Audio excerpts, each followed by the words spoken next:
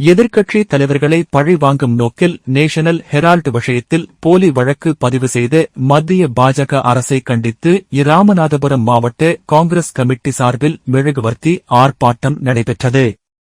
எதிர்க்கட்சி தலைவர்களை பழி வாங்கும் நோக்கில் நேஷனல் ஹெரால்டு விஷயத்தில் பொய் வழக்கு பதிவு செய்த மத்திய அரசை கண்டித்து ராமநாதபுரம் மாவட்ட காங்கிரஸ் கமிட்டி சார்பில் மாவட்ட பொறுப்பு குழு உறுப்பினர் ராஜாராம் பாண்டியன் தலைமையில் இராமநாதபுரம் அரண்மனை முன்பாக மெழுகுவர்த்தி ஏந்தி கண்டன ஆர்ப்பாட்டம் நடைபெற்றது. இதில் ராமநாதபுரம் நகர் தலைவர் கோபி, தேசிய மகளிர் காங்கிரஸ் உறுப்பினர் ராமலட்சுமி, வட்டாரத் தலைவர்கள் கார்குடி சேகர், சேதுபாண்டியன், வழக்கறிஞர் கிருஷ்ணமூர்த்தி, கந்தசாமி, சுப்பிரமணியன், மனித உரிமைத்துறை தலைவர் அபுதாஹிர், இராணுவ பிரிவு மாவட்ட தலைவர் கோபால், பட்டியல் அணி பிரிவு மாவட்ட தலைவர் ராஜா, ஓபிசி அணி சட்டமன்ற தொகுதி தலைவர் ஜெயக்குமார்